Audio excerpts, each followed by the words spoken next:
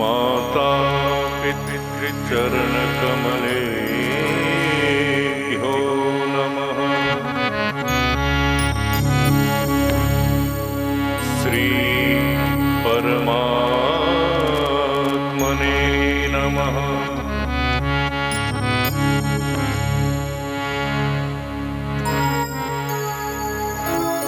नमः परमहंसाय स्वादिचरण कमल चिन्मकरन्दाय भक्त जनमानस निवासाय श्रीरामचन्द्राय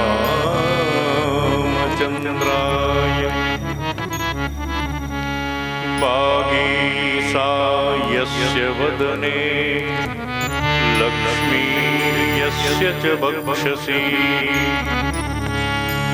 यस्यास्ते हृदये संवित् तं नृसिंहमहं भजे।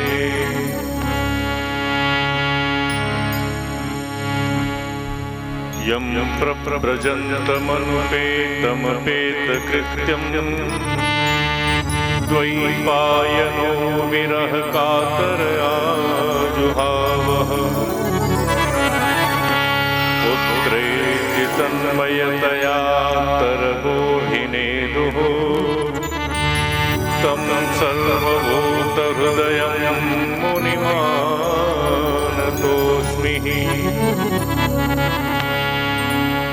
अचतुर्वदनो ब्रह्मा द्विबाहु अपरो हरि अभाललोचनो शम्भो भगवान् बादरायणी।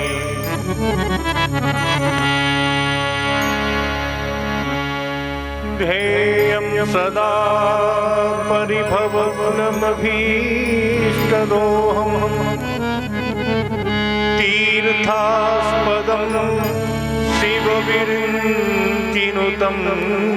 शरण्यं भृत्यार्तहं प्रणतपालभवाब्धिपोतं वन्दे महापुरुषते चरणारविन्दम्।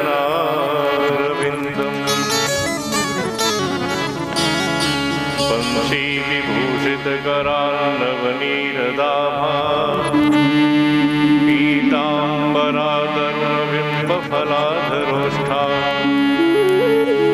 पूर्णेन्दुसुन्दरमुखादरविन्दनेत्रा कृष्णात् परं किमपि तत्त्वमहं न जाने। योऽन्तः प्रविश्य मम वाचमिमां प्रसुप्ता सञ्जीवयत् अखिलशक्तिधरः स्वधाम्ना। अन्याश्च हस्तचरणश्रवणत्वगादि प्राणान् नमो भगवते पुरुषाय तुभ्यम्। वाञ्छाकल्पतरुभ्यश्च कृपासिन्धुभ्यरेव च पतितानां पावनेभ्यो वैष्णवेभ्यो नमो नमः। यत्र यत्र रघुनाथकीर्तनं तत्र तत्र कृतमस्तकाञ्जलिं बाष्पवारि परिपूर्णलोचनं नमामि मारुतिं राक्षसान्तकम्। श्री राधा मेरी स्वामिनी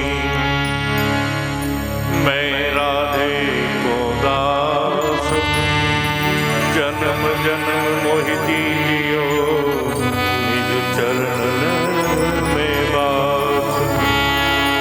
बोलिए भक्त वत्सल भगवान की जय हो। कथा की परंपरा अनुसार प्रभु से निवेदन करें भगवान हमारी मन बुद्धि और चित्त के सहित आपके चरणों से जोड़े, हमें कथा सुनने का अधिकार प्राप्त हो, ऐसी भावना के साथ भगवान का नाम संकीर्तन सभी लोग मिलजुल करके भाव के साथ बोलेंगे।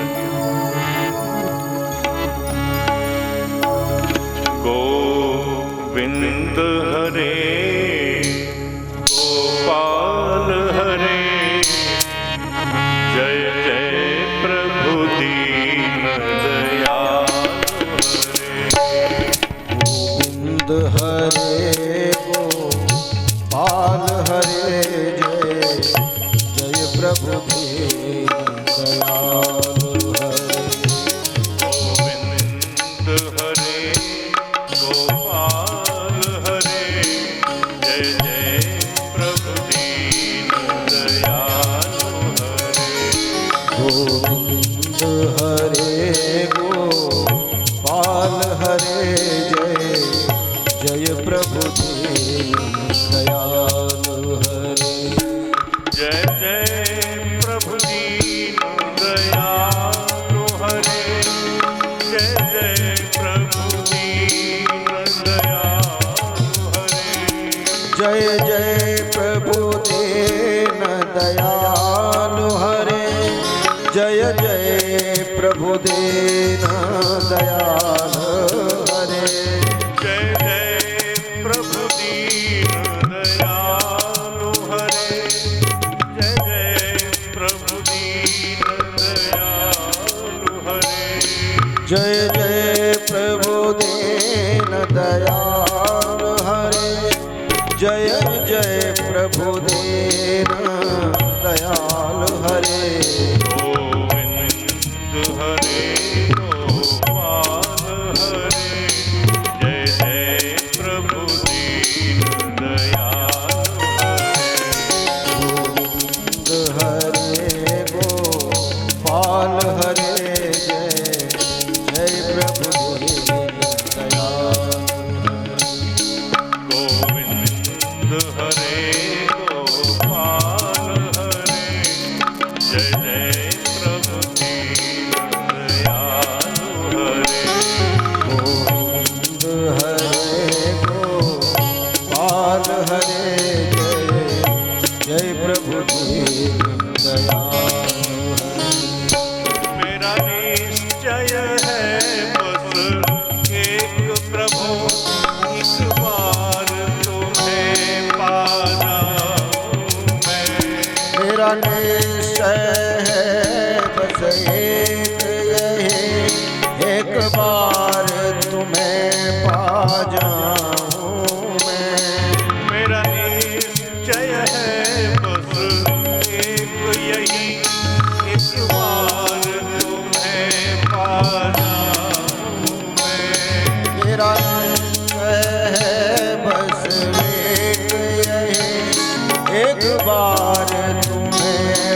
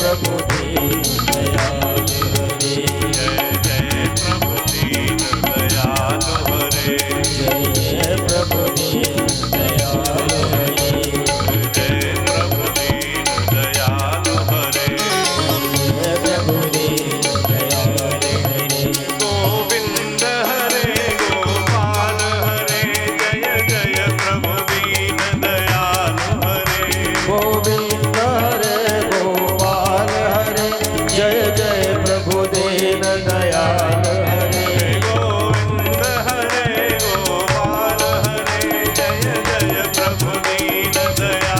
हरे गोविंद हरे गोपाल हरे जय जय प्रभु दीन दयाल हरे गोविंद हरे गोपाल हरे जय जय प्रभु दीन दयाल हरे गोविंद हरे गोपाल हरे जय जय प्रभु दीन दयाल हरे गोविंद हरे गोपाल हरे जय जय प्रभु दीन दयाल हरे जय जय प्रभु दीन दयाल हरे जय जय प्रभु दीन दयाल हरे जय जय प्रभु दीन दयाल हरे जय जय प्रभु दीन दयाल गोविंद हरे गोपाल हरे जय जय प्रभु दीन दयाल हरे जय जय प्रभु दीन दयाल हरे बोलिए भक्त वत्सल भगवान की जय हो भक्त वत्सल शरणागत वत्सल गोप्रिय गोजन प्रिय अनंत कोटि ब्रह्मांड नायक अकारण करुणा वरुणालय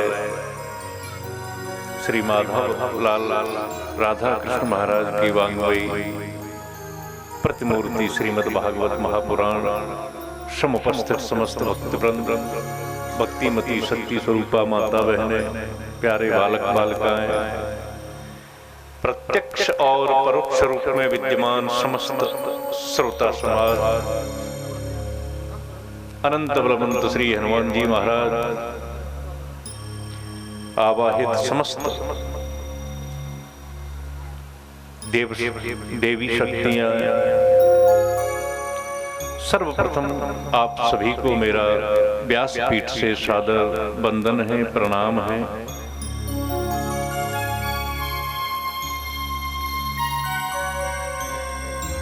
आए भक्ति ज्ञान और वैराग्य की इस त्रिवेणी में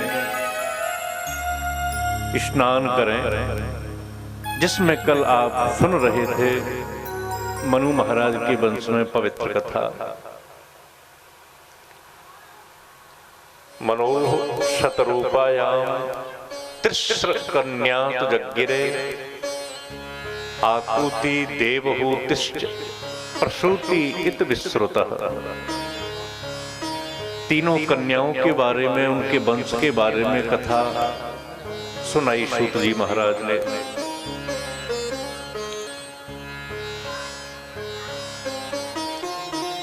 तब राजर्षि परीक्षित ने एक प्रश्न और किया कि हे गुरुदेव, मैंने ऐसा भी सुना है कि मनु महाराज के 3 कन्याओं के अलावा 2 पुत्र भी तो थे।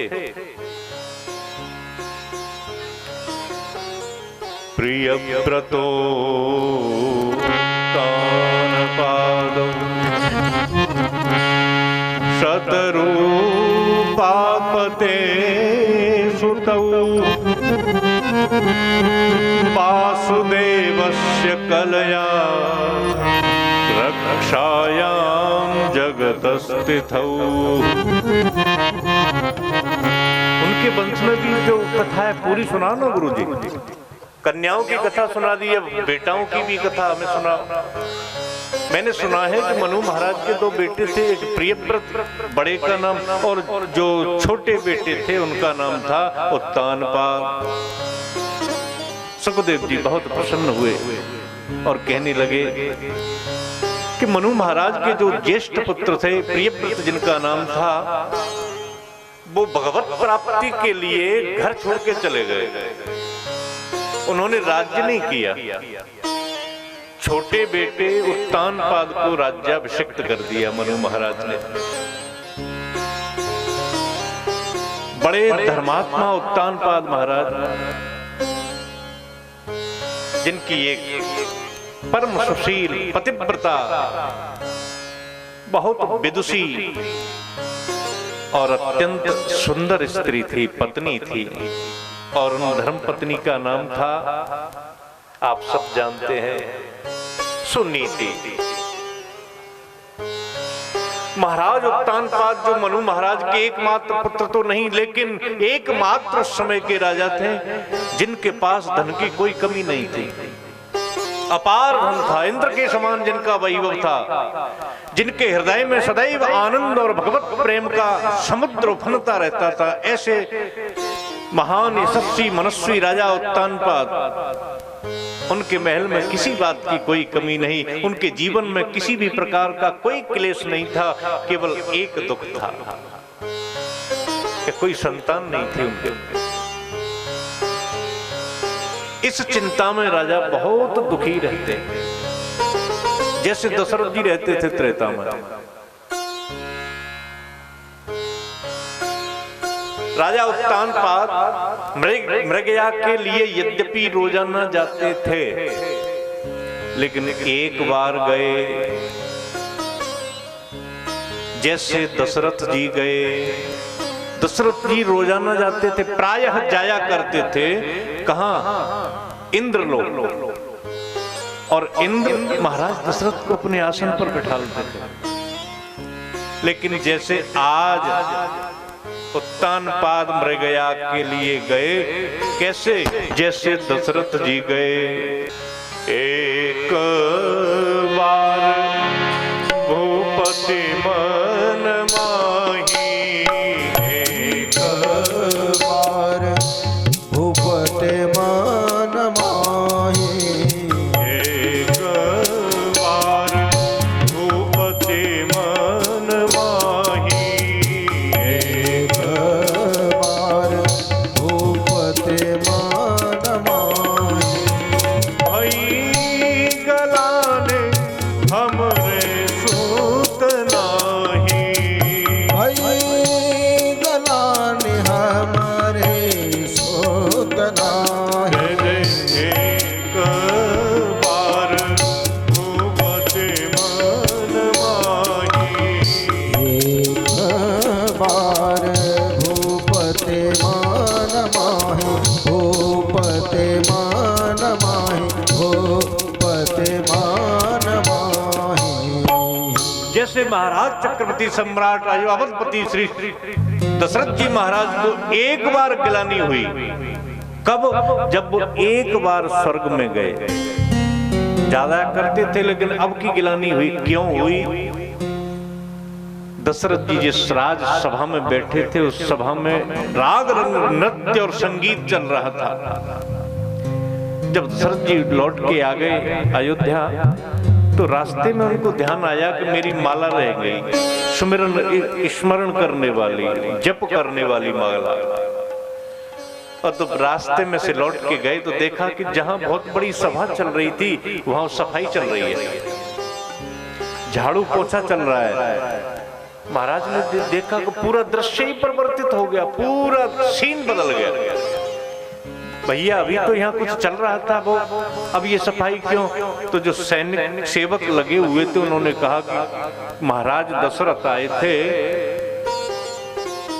तो आए थे तो क्या हुआ कि आए थे, वो इस स्थान पर बैठ गए और उनके बैठने से ये अपवित्र हो गया, इसलिए अब सफाई चल रही है। कि क्यों? ऐसा कैसा पापी है दशरथ? कि नहीं नहीं, उसके कोई संतान नहीं है। ये बात सुनी तो दशरथ जी की आंखों से आंसू निकल गए। यही गिलानी दशरथ जी को आई, वह गिलानी जो एक बार दशरथ जी को आई, वही आज उत्तानपाद महाराज के सामने उपस्थित हो गई। एक बार उत्तानपाद महाराज गए मृगया के लिए, वहां पर तो दंपति माने पति पत्नी बात कर रहे थे कि हमारा कितना धर्मात्मा राजा है, कहीं कोई कमी नहीं है, कितना पवित्र सत्यनिष्ठ महान राजनीतिक प्रजावत्सल। ऐसी बातों वो पति अपनी पत्नी से कह रहा था।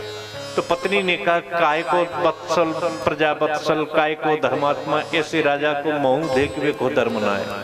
कि कहा भयो कि जे तो निपुत्री है, कोई संतान ही नहीं है।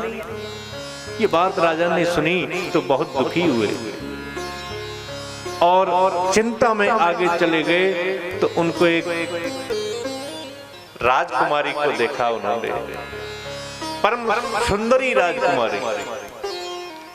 चक्रवर्ती सम्राट थे उत्तानपाद महाराज, तो उस राजकुमारी के पिता राजा के पास पहुंचे तो राजा से निवेदन करके और उस राजकुमारी का विवाह अपने साथ करने का आग्रह किया। उस राजकुमारी का नाम था सुरुचि। उधर राजा सुरुचि से विवाह करके आ रहे हैं और इधर समाचार मिला राज्य वैद्य से मंत्री को। राजवैद्य ने कहा कि मंत्री महाराज, महाराज कहाँ हैं? कि महाराज तो कहीं चले गए बाहर। तो क्या बात है? कि महारानी गर्भ से हैं, वो मां बनने वाली हैं। अब तो राज्य में बहुत आनंद उत्सव मनाए जाने लगा, खुशियां बन रही हैं, मिठाइयां बट रही हैं, उत्सव पूरा नगर सजाया गया। इधर राजा नई नवेली दुल्हन को लेके आ रहे हैं और जैसे ही राजा ने नगर में प्रवेश किया तो नगर में सजावट देखी। द्वार द्वार पर तोरण लगे हुए हैं, बंधनवार सज रही है, ध्वजा पताकाएं और गलियों में छिड़काव हो रहे हैं, गली में रंगोलियां बन रही हैं, पुष्पों की वर्षा हो रही है। राजा ने समझ लिया कि हमने किसी को बताया नहीं कि हम विवाह करके आए हैं, कैसे पता लग गया? मंत्री को बुलाया, मंत्री इधर आओ। कैसे पता लगा तुम्हें? मंत्री बोले कि महाराज हमको राजवैद्य ने बताया। बुलाओ राजवैद्य को। कि तुम्हें कैसे पता लगा? कि महाराज बड़ी महारानी ने बताई। राजा बड़े आश्चर्य में कि बड़ी महारानी को कैसे पता चल गया कि हम शादी करके आ रहे हैं? कि बड़ी महारानी ने क्या बताया? अरे महाराज आपको पता नहीं है क्या कि तुम पिताजी बनने वाले हो? इतनी बात सुनी तो राजा को काटे खून नहीं रहा, प्राण सूख गए राजा के। सोचने लगे कि ये बात हमें कुछ समय पहले पता लग जाती तो हम विवाह क्यों करते दूसरा।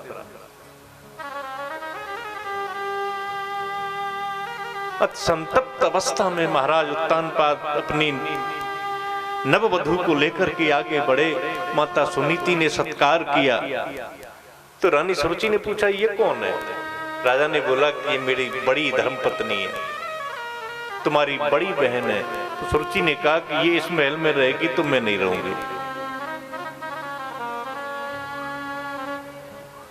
राजा ने उस छोटी पत्नी के सुंदरता के प्रभाव में आकर के और बड़ी सुनीति पत्नी को उस महल से बाहर कर दिया। लेकिन धन्य है माता सुनीति, उनके मन में किंचित भी लेश मात्र द्वेष सुरुचि के प्रति नहीं हुआ।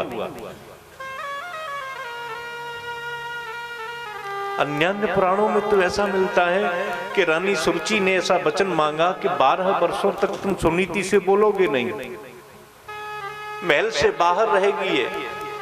इसे तौल करके अनाज दिया जाएगा, गिन करके वस्त्र दिए जाएंगे, नित्य का 1 मटका जल दिया जाएगा।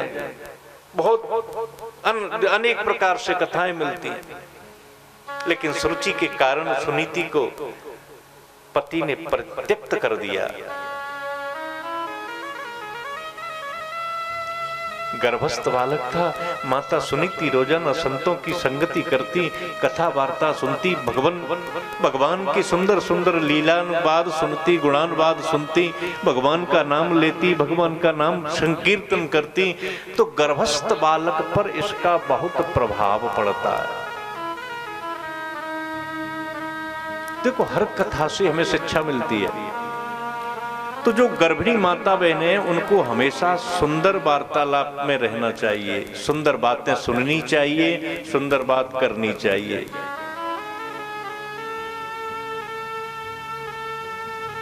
इससे गर्भस्थ बालक पर अनुकूल प्रभाव पड़ता है। माता सुनीति का प्रसव काल समय आया और उन्होंने एक सुंदर बालक को जन्म दिया जिसका नाम रखा गया ध्रुव।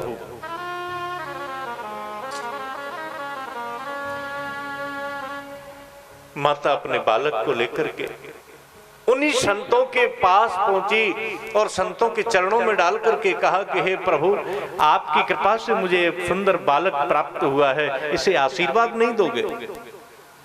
संतों ने ध्रुव जी को आशीर्वाद कहा कि बेटी, हम तेरे बालक को आशीर्वाद देते हैं, लेकिन तुझे कुछ चाहिए तो आज तू हमसे मांग ले, हम देने को तैयार हैं। मैया ने कहा कि भगवान मुझे कुछ नहीं चाहिए, हाँ देना है तो एक आशीर्वाद जरूर दे दें। कि क्या? तो रोते हुए सुनीति माता ने अपनी साड़ी के पल्लू को फैलाते हुए और उन संतों से मांगा कि भगवान, जैसे मुझे ये पुत्र पैदा हुआ है, मेरी जो छोटी बहन सुरुचि है उसको भी यदि बालक का आशीर्वाद तुम दे दो तो मेरे ऊपर बड़ी कृपा होगी।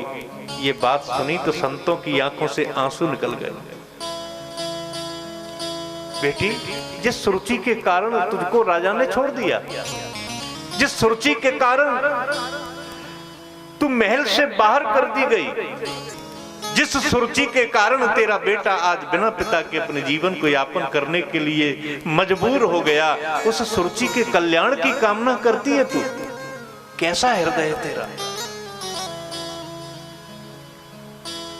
सुनीति माता बोली कि हे भगवान, यदि आप ये आशीर्वाद देना चाहते हैं तो दे दो, नहीं तो और मुझे कुछ नहीं चाहिए। संतों ने कहा कि हम आशीर्वाद तो सुनीति तुम्हारे कहने से देते हैं कि सुरुचि को पुत्र प्राप्त होगा, लेकिन एक और आशीर्वाद हम तुम्हें और तुम्हारे पुत्र को देते हैं कि तुम्हारा बेटा समाज में सर्वोत्कृष्ट स्थान प्राप्त करेगा। संतों के आशीर्वाद से सुरुचि को भी एक पुत्र की प्राप्ति हुई जिसका नाम उत्तम रखा। जब ध्रुव जी कुछ बड़े हुए तो अपने सखाओं के साथ खेलते थे। सखाओं में बात चल गई कि हमारे पिताजी ने हमारे साथ ये किया, हमारे पिताजी हमारे लिए ये लाए। चलती है बात जब सखा खेलते हैं तो। ध्रुव जी ने अपने मां से आकर के कहा, मैया हमारे पिताजी नहीं है क्या? क्या मेरे पिताजी है नहीं संसार में? मैया रोने लगी और रोते रोते माता सुनीति ने अपने ध्रुव बालक को आज स्नान कराया, सुंदर वस्त्र पहनाए, माथे पर चंदन लगाया और कहा, बेटा अब मैं तुझे अपने पिता का परिचय देती हूँ। इस राज्य के जो राजा हैं महाराज उत्तानपाद, वो ही तुम्हारे पिताश्री हैं। तो क्या मैया मैं पिताजी से मिल सकता हूं? कि बेटा जाओ, मैंने इसीलिए तो तुम्हें तैयार किया है। मैया ने हृदय में सोचा कि महाराज ने मुझे त्याग दिया है, कहीं बालक को हृदय से लगा ले। और आज ध्रुव जी महलों में प्रवेश कर गए। किसी ने पूछा, द्वारपालों ने नहीं रोका ध्रुव जी को। अरे किसकी हिम्मत थी?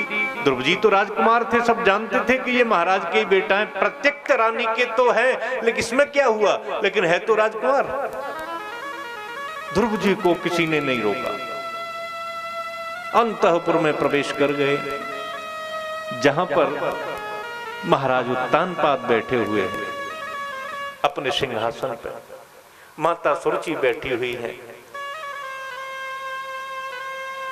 ध्रुव जी को जब उत्तानपाद महाराज ने देखा तो हृदय में आनंद का समुद्र उमड़ आया और वह समुद्र इतना उमड़ा कि आंखों से आंसुओं के रूप में बाहर निकलने लगा। महाराज उत्तानपाद ने चाहा कि अपने पुत्र, ज्येष्ठ पुत्र ध्रुव को हृदय से लगा लूं। दोनों हाथ उठे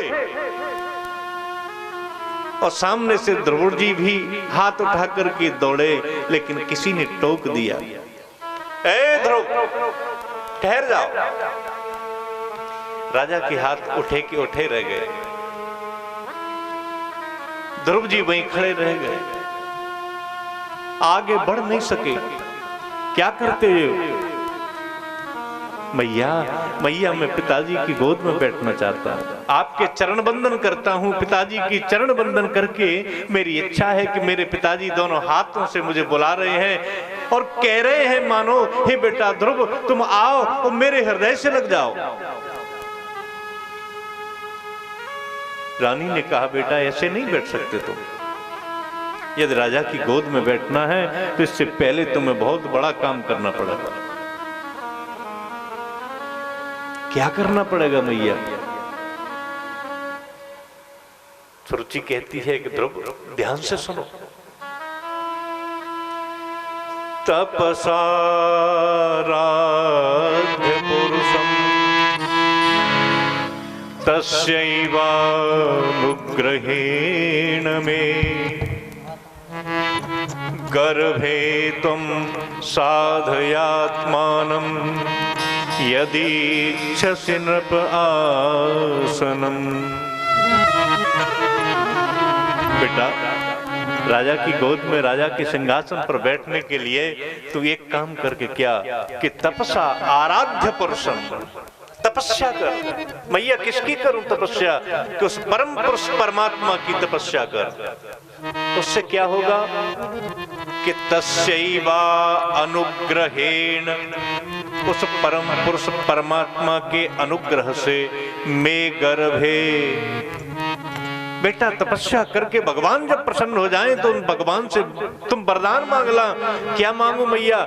कि भगवान से कहना कि प्रभु पहले तो मुझे मार दो और मरने के बाद मुझे सुरुचि के गर्भ से पैदा करो। बेटा जब तू मेरे गर्भ से पैदा होगा तब तू इस सिंहासन के योग्य बनेगा, नहीं तो नहीं बन सकता। अहो तेज क्षत्रियाणाम, एक तो क्षत्रिय रक्त और दूसरे बालक। बहुत बुरा लगा ध्रुव जी को, आंखों से आंसू और मुंह से बड़बड़ाहट की आवाज।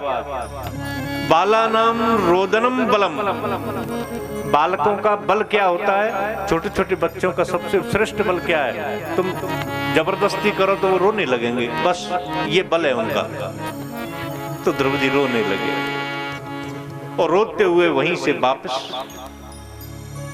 अब इस कथा से भी हमें कुछ सीखना है।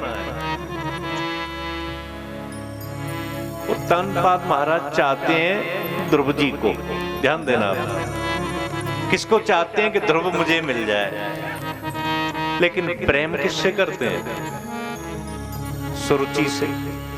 ध्यान देना, प्रेम करते हैं सुरुचि से और पुत्र चाहते हैं सुनीति का। अब यही गति हमारी है। हम वृक्ष लगाते हैं बबूल का और जब वो बड़ो हो जाता है कांटे आने लगते हैं तो कहते हैं हमें आम क्यों नहीं लग रहे हैं। संभव है ये? यही स्थिति हर जीव की है कि हम कर्म तो करते हैं बुरे और फल चाहते हैं कि हमें अच्छे कर्मों का मिल जाए। बताओ संभव है कि नहीं? यही उत्तानपाद कर रहे हैं। ध्रुव जी रो करके लौट गए और रोते हुए गए अपनी मैया के चरणों में गिर पड़े। मैया ने हृदय से लगा लिया, बेटा क्या बात है ध्रुव? तो रोते जा रहे हैं, बड़बड़ाते जा रहे हैं। बहुत उल्टी सीधी बात सुरुचि के बारे में भी बोली तो मैया ने आंसू पोंछ करके हृदय से लगाया और कहा, बेटा मैया से ऐसा नहीं कहते, और वो केवल तुम्हारी मैया नहीं है, वो तुम्हारी गुरु बन गई है। सुरुचि ने गलत थोड़ी कहा तुमसे। सत्यम सुरुच्या विहितम भवान में यद दुर्भगाया उदरे गृहीता। सुरुचि ने कौन सी गलत बात कह दी बेटा तुमसे? सत्यम सुरुचा, बिल्कुल सत्य कहा है मेरी बहन सुरुचि ने कि भगवान में तुम माने मेरे गर्भ से पैदा हुए, इसीलिए तुम राज सिंहासन के योग्य नहीं हो बेटा। सुरुचि के गर्भ से पैदा होते तो तुम राजा के सिंहासन के योग्य थे। हाँ, उसने एक मार्ग बिल्कुल सत्य बता दिया है कि ये तो छोटा सिंहासन है, ये केवल तुम्हारे पिताजी हैं, और मैया सुरुचि ने तो तुम्हें जगत पिता के बहुत बड़े सिंहासन पर बैठने का मार्ग बता दिया है।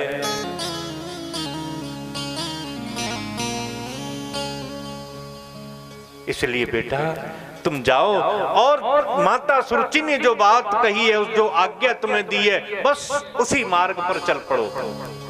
क्या करना है मैया मुझे? कि भगवान की आराधना करो।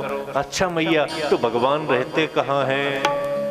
बेटा ये प्रश्न बहुत महत्वपूर्ण नहीं है कि भगवान रहते कहाँ हैं। महत्वपूर्ण तो ये है कि ऐसा कौन सा स्थान है जहां पर भगवान नहीं है।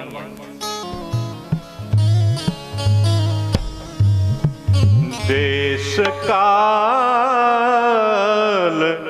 दिस विदिश माही, देश काल विदिश माही, देश काल दिस विदिश माही, देश काल दिस विदिश माही। कहूँ सो कहाँ जहाँ प्रभु नाही, कहूँ सो कहाँ जहाँ प्रभु नाए, कहूँ सो कहाँ जहाँ प्रभु नाए।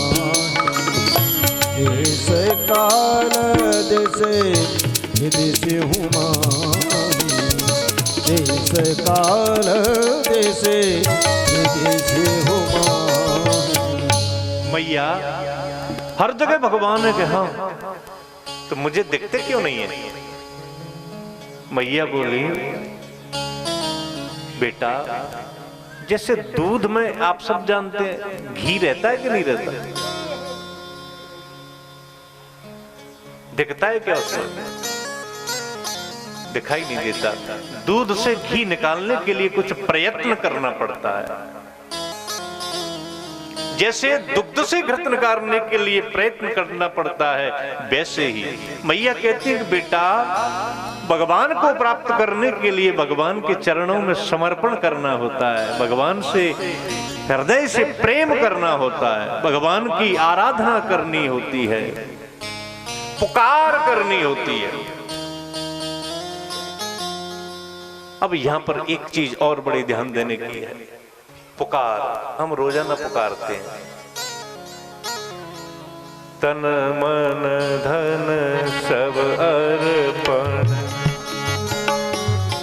क्या लागे मेरा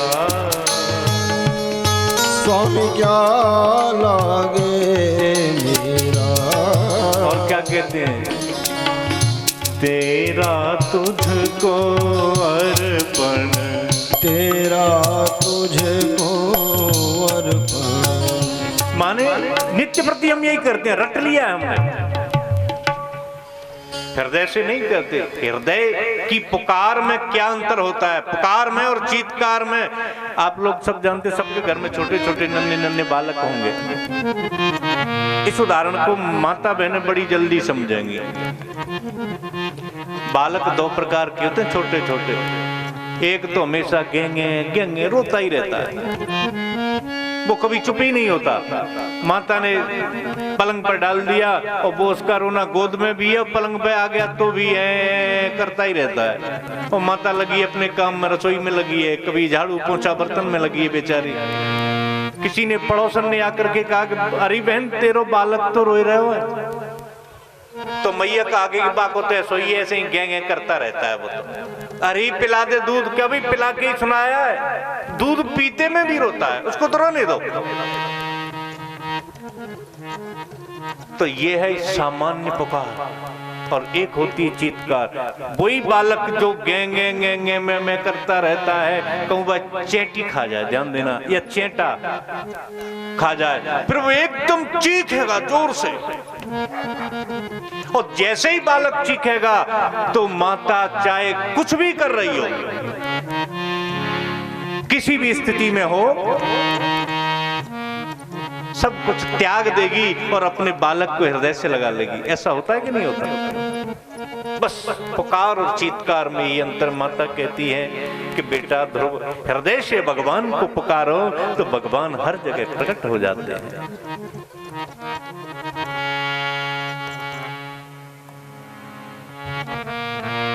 माता सबसे पहली गुरु होती है। माता की एक एक बात को ध्रुव जी ने हृदयंगम किया और घर छोड़ करके जाने लगे। सबसे पहले माता की परिक्रमा करी ध्रुव जी ने, साष्टांग चरणों में प्रणाम किया और माता से कहा, मैया अब मैं भगवान से मिलने जा रहा हूं, मुझको आशीर्वाद नहीं देगी का? ध्रुव जी को हृदय से लगा करके, माता का हृदय रोना चाहता है लेकिन रोए तो रोए कैसे, रोती हैं तो ध्रुव जी फिर जाएंगे नहीं।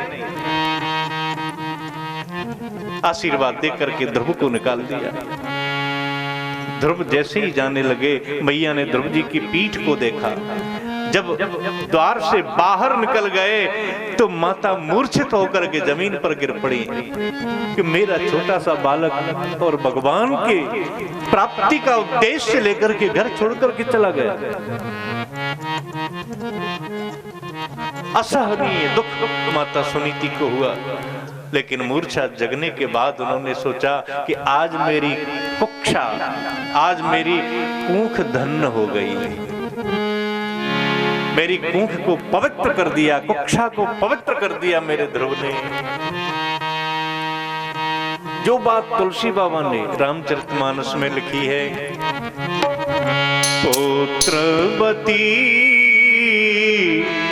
युवती जग सोई, पुत्रवती युवती जग सोई, पुत्रवती युवती जग सोई, पुत्रवती युवती जग सोई, रघुपति भरत जास सुत होए, रघुपति भगत जास सुत होए, पुत्रवती युवती जग सोई, युवती जग सोई, युवती जग सोई। संतोष करके मैया सुनीति भगवत स्मरण में लग गई, लेकिन ध्रुव जी तो निकल गए घर से। ध्यान देना, बिना विधि के जो सेवा पूजा तपस्या की जाती है उसमें उतनी जल्दी सफलता नहीं मिलती। अब ध्रुव जी को किसी ने बताया तो नहीं कौन सा मंत्र जप करना है, कैसे करना है, इसका नियम क्या है, विधि क्या है, निषेध क्या है, अब इनको कौन बतावे? गुरु तो बनाए नहीं उन्होंने। लेकिन संकल्प दृढ़ हो तो गुरु बिना बुलाए आते हैं। मेरे नारायण ने नारद जी को भेज दिया, नारायण नारायण श्रीमन नारायण।